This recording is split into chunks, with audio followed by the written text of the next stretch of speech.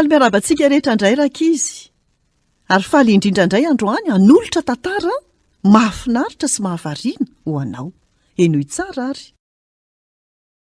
Nodaroanao ahy izy tapany faharoa. Nokapohina ilay tsy manatsiny. Tena niavaka mihitsy ilay mpampianatra vaovao. Na i Jim ilay miavinavina azy tena gaga amin'ny fomba ampiasainy. Nivavaka indray ilay mpampianatra, hany ka gaga indray ireto mpianatra. Raha tiantsika no tonga amin'ny fifankazahoana tsara, dia mila mametraka fitsipika vaovao ato amin'ny sekoly isika. Tiako hajainareo sy ekenareo zany.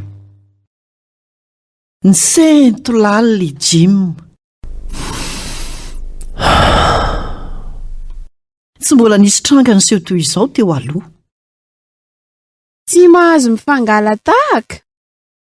Tsara zany, sainga fitsipika dia tsy misy ilana azy raha tsy arahana azy rehefa misy tsy fanajana azy.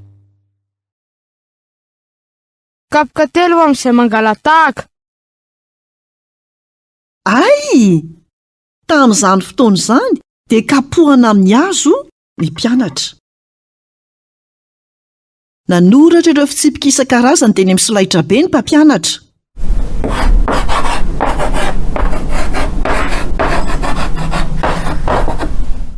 Nilamina tsara izany nandritra ny herinandro maromaro. Indray maraina nefa, tonga tao an-dakilasy ny mpampianatra tena feno alahelo. Akatony aloha ny bokinareo. Manana vaovao ratsy aho. Nisy iray taminareo nandika amin'ny fitsipiky ny sekoly ka nangalatra amin'ny mofony Jim. Biaiky ny fahatsoany ve ilay nanao ny tsy nety? Samy niazona ny fofonay ny rehetra. Tom Makely, ilay nipetraka eo amin'ny larana voalohany no niboredika hoe: Sa nanao izany. Tena naona loatra dia nalaiko ilay izy. Tena miala tsiny fa diso. Tena mahantra be ny ray aman-drenin'ny Tom. Hany ka matetika tsy manana sakafo izy ireo. Tsy misy tiana sazy azy na dia iray aza. Tsy maintsy etitra nefa ny mpampianatra. Nandika amin'ny fitsipika ianao. Ny mpanao meloka dia tsy maintsy voasazy. Ratsy izany tsy misy olona anaty izany intsony. Tom, manatony ety ianao. Kapoka folo no natao hohanin'ny halatra.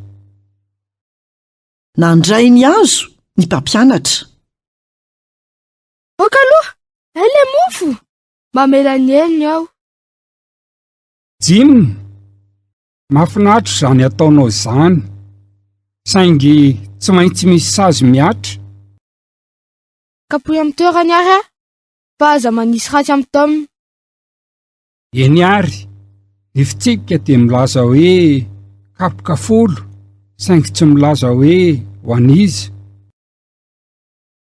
Tamin'ny alalan'izay ny iray kilasy no nahafantatra fa hoe misy olona tsy manatsiny izay mandray ny sazy tokony nampiarina tamin'ny mpangalatra. Io no niantombohan'ny fifankatiavana teo amin'ny Jim sy Tom. Mihaino tsara izay nambaran'ny mpampianatra momba an'i Jesosy ny rehetra. Izy ilaina handray ho an'ny tenany ny saziny tsirairay eto amin'izao tontolo izao. Ny zoma masina no mampatsiaro antsika fa Jesosy dia tsy nanatsiny ary izy no voasazy teo amin'ny toerantsika. Nandika ny lalàn'Andriamanitra isika. Noho izany anton'izany, Jesosy dia nanaiky ny tenany tamin'ny kitso-po ho saziana. Ny zoma masina dia mampatsiaro antsika fa tsy meloko Jesosy, ilay voasazy teo amin'ny toerantsika. Samy efa nandika ny lalàn'Andriamanitra isika. Noho izany no antony nahatonga an'i Jesosy nanaiky an-tsitrapo ho voasazy. Nandray ny fanamelohana ho faty izy tamin'ilay fahafatesana teo amin'ny hazo fijaliana. Izay rehetra mino azy dia afaka sady mandray ny fiainana mandrakizay.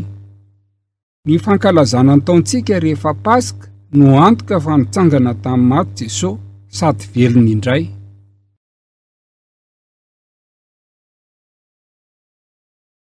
Izay indray no anjara hafatra ho antsika tamin'ity anio ity. Tahiny tompo daholo, nanolotra ny tantara zokomy.